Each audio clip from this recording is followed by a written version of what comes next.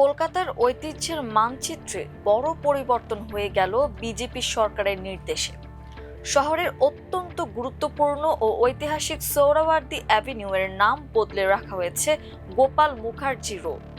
এই সিদ্ধান্তে শুধু বিতর্কই নয়, গভীর ঐতিহাসিক বিভ্রান্তি ও রাজনৈতিক উদ্দেশ্য প্রণোদিত ইতিহাস বিকৃতির অভিযোগও জোরালো হয়েছে। এই নামকরণের পেছনে রয়েছে জটিল ও ভ্রান্ত ইতিহাসের চাপ। পশ্চিমবঙ্গ সরকারের পক্ষ থেকে এটিকে ঐতিহাসিক পদক্ষেপ বলা হলেও বিরোধীদের বক্তব্য সড়কটির নামকরণ হোসেন শহীদ সোহরাওয়ার্দীর নামে না, বরং তার চাচা শিক্ষাবিদ ও চিকিৎসক হাসান সোহরাওয়ার্দীর সম্মানে নামকরণ করা হয়েছিল। গত রোববার এক্সে দেওয়া পোস্টে মুখ্যমন্ত্রী শুভেন্দু অধিকারী এই সিদ্ধান্তকে ঐতিহাসিক বলে অভিহিত করেন। পশ্চিমবঙ্গ দিবসে নেওয়া এই সিদ্ধান্ত দীর্ঘদিনের ঐতিহাসিক ভুল সংশোধনের পদক্ষেপ বলে মন্তব্য করেন তিনি। এক্সে তিনি লেখেন, সোহরাওয়ার্দী অ্যাভিনিউ এর নাম এখন গোপাল মুখার্জি রোড করা হবে।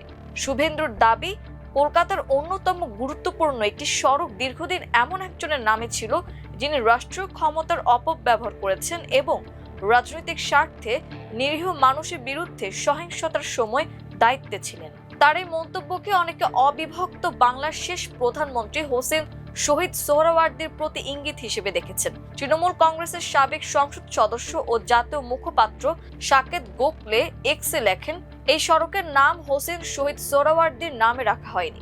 শুভেন্দু দাবি করেন, গোপাল মুখার্জির নামে সড়কটির নামকরণ করলে একজন প্রকৃত রক্ষক ও ত্রাণকর্তাকে সম্মান জানানো হবে এবং এর মাধ্যমে ঐতিহাসিক ন্যায় বিচার প্রতিষ্ঠিত হবে। তিনি আরো লেখেন, এখন থেকে পশ্চিমবঙ্গ প্রকৃত বীরদের স্মরণ করবে, ভুল সংশোধন করবে এবং তাদের সম্মান জানাবে। সড়কটির নাম পরিবর্তনকে শুভেন্দু ঐতিহাসিক অন্যায় সংশোধন হিসেবে তুলে ধরলেও সমালোচকরা ভিন্ন প্রশ্ন তুলেছেন। সড়কটির নাম আদৌ কে হোসেন শহীদ সোহরাওয়ার্দীর নামে রাখা হয়েছিল কিনা সেই প্রশ্ন তুলেছেন তারা। সাকেত গোখলে উল্লেখ করেন, সড়কটির নাম অবিভক্ত বাংলার সাবেক প্রধানমন্ত্রী হোসেন শহীদ সোহরাওয়ার্দীর নামে নয়, বরং তার চাচা হাসান সোহরাওয়ার্দীর নামে রাখা হয়েছিল। তৃণমূল কংগ্রেস নেতা কুণাল ঘোষও এক্সে লেখেন, আমার মনে হয় কলকাতা পৌর কর্পোরেশন বড় ধরনের ভুল করেছে। তিনি উল্লেখ করেন, দুই সোহরাওয়ার্দী ছিলেন চাচা ভাতিজা। তারা লেখেন, মাননীয় মুখ্যমন্ত্রীর বিষয়টি যাচাই করা উচিত এবং কলকাতা পৌর কর্পোরেশনকে নথিপত্র পরীক্ষা করার নির্দেশ দেওয়া উচিত। যদি ভুলবশত ভাতিজার বদলে চাচাকে শাস্তি দেওয়া হয় তাহলে তা দুর্ভাগ্যজনক হবে। ইতিহাস ঘেঁটে জানা যায়, হাসান সোহরাওয়ার্দী ছিলেন বিশিষ্ট শিক্ষাবিদ ও চিকিৎসাবিদ্যায় স্বনামধন্য ব্যক্তিত্ব। তিনি 1930 থেকে 1934 সাল পর্যন্ত কলকাতা বিশ্ববিদ্যালয়ের প্রথম মুসলিম উপাচার্য হিসেবে দায়িত্ব পালন করেন। পাশাপাশি ভারতীয় উপমহাদেশের দ্বিতীয় মুসলিম হিসেবে ইংল্যান্ডের রয়্যাল কলেজ অব সার্জনসের ফেলো হওয়ার কৃতিত্ব অর্জন করেন। 1933 সালে হাসান সোহরাওয়ার্দী জীবিত থাকাকালে ক্যালকাটা মিউনিসিপাল কর্পোরেশনের পার্ক সার্কাস থেকে কসাইপাড়া লেনের সংযোগকারী এই রাস্তাটির নামকরণ তার নামে করেছিল। এই নামকরণ করেছিলেন কলকাতার তৎকালীন মেয়র ডক্টর বিধানচন্দ্র রায়।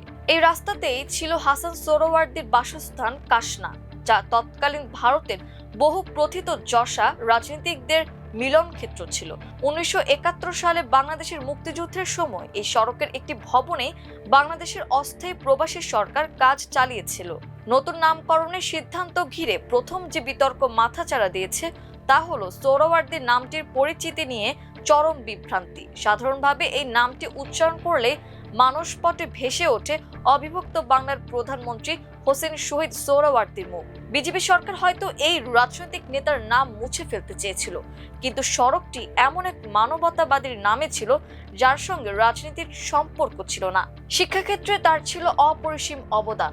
এমনকি শ্যামাপ্রসাদ মুখোপাধ্যায় যখন কলকাতা বিশ্ববিদ্যালয়ের উপাচার্য হন তখন হাসান সোহরাওয়ার্দী তাকে সমর্থন করেছিলেন। শুধু তাই নয়, স্যার ডাক্তার হাসান সোহরাওয়ার্দী ভারতের রেলওয়ের নিজস্ব অ্যাম্বুলেন্স, নার্সিং এবং সামগ্রিক চিকিৎসা পরিষেবা ব্যবস্থার জনকও ছিলেন। সত্যিকারের এই মানবতাবাদী আজীবন আর্তের সেবায় নিজেকে নিয়োজিত রেখেছিলেন। অথচ বিজেপি সরকার ইতিহাসের সঠিক পাঠ না নিয়ে প্রচলিত বিভ্রান্তিকে কাজে লাগিয়ে মহান এই চিকিৎসক ও শিক্ষাবিদের নাম কলকাতার রাজপথ থেকে মুছে ফেলল। এটি কেবল ইতিহাসের বিকৃতিই নয়, নোংরা মুসলিম বিদ্বেষের বহিঃপ্রকাশ। অন্যদিকে গোপাল মুখার্জি ওরফে গোপাল পাঠা ইতিহাসে অত্যন্ত বিতর্কিত কুখ্যাত এক দাঙ্গাবাজের নাম। সোহরাওয়ার্দী অ্যাভিনিউ নামকরণ করেছিলেন যে বিধানচন্দ্র রায়, তিনিই ছিলেন এই দাঙ্গাবাজের রাজনৈতিক পৃষ্ঠপোষক। 1946 সালে দাঙ্গার সময় কলকাতার হিন্দুদের সংঘবদ্ধ করেছিলেন গোপাল পাঠা। তিনি পাঞ্জাবি কমিটি গড়ে তুলে উগ্রবাদী হিন্দুদের সংগঠিত করেন। এরপর মুসলমানদের ওপর আক্রমণ শুরু করেন। ফলে কলকাতার দাঙ্গার গতি প্রকৃতি পরিবর্তিত হয়ে যায়। দাঙ্গার তীব্রতা এতটাই ছিল যে তৎকালীন বাংলার প্রধানমন্ত্রী সোহরাওয়ার্দী পর্যন্ত তা থামাতে পারেননি।